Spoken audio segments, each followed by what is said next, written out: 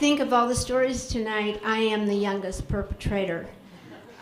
It was third grade, and it was really a depraved crime.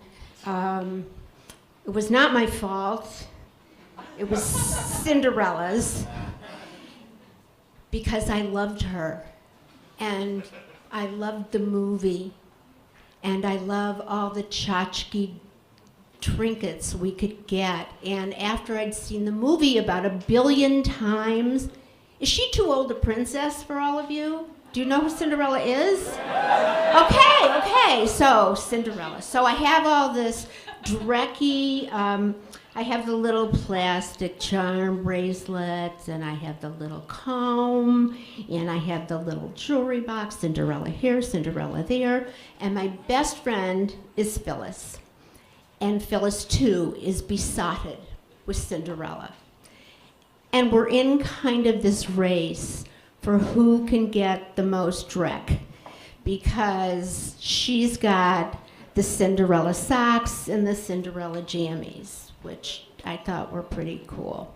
So one night, I go over to her house, and it's an official sleepover, and we're going to play Cinderella, and it was her turn to be the prince, so I was going to get to wear the crown, and so it was, going to be a good night, except I walk in the room, and on her dresser is the glass slipper, and in the glass slipper is white velvet, and on the white velvet is the Cinderella watch. I have coveted this watch for months, and I have not received it, no matter how many good deeds I might have done. And I turn to Phyllis, and I hate her.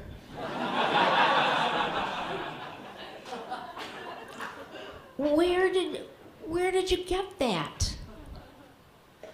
My grandmother gave it to me. She didn't want to wait for any birthdays or for Christmas. She just gave it to me because she's cool, and I was so cool. We didn't say cool then, but whatever we said. And she says, yeah, it's the deluxe edition. And I go, I don't know, it's the deluxe edition? It's got the fucking diamonds on it. The diamonds go all around the circle of the face of the watch. Cinderella's inside in her blue nightgown, and her hands are telling you the time. And it is just an outstanding piece of kitsch. We do not have our finest evening that night. Wake up the next morning. Phyllis has to go into her room to get her hair braided.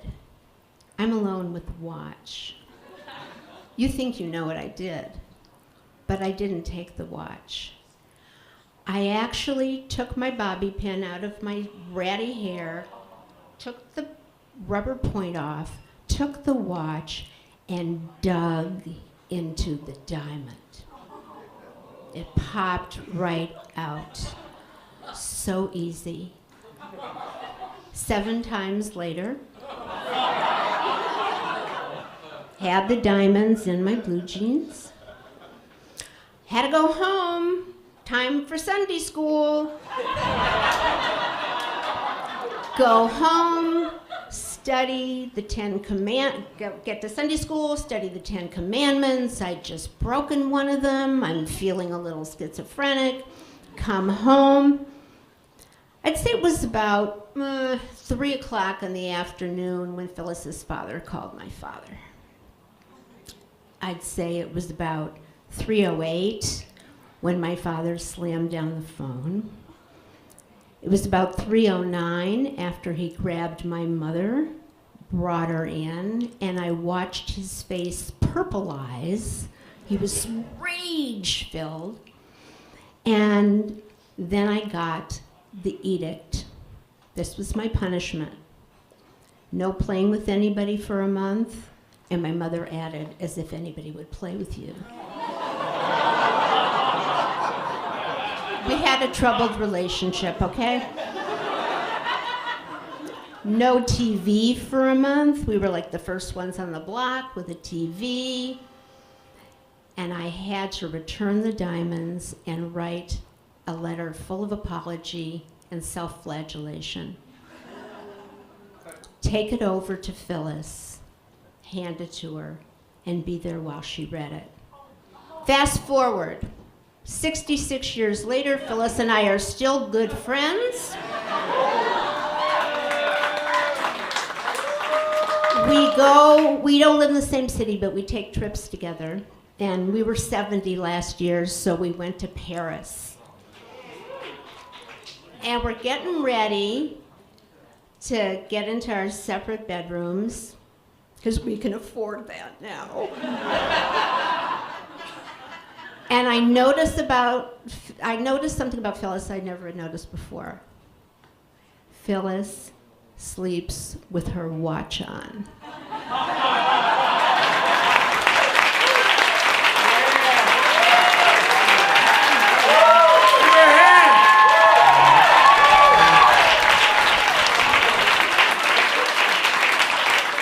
Outstanding.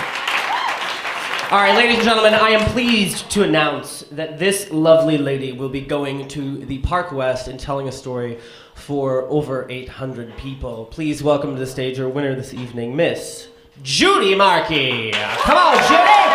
Come on down! Give it up, come on!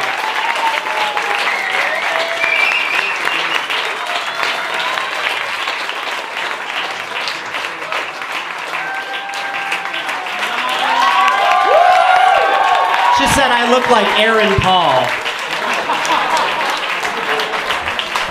Can I just say one thing?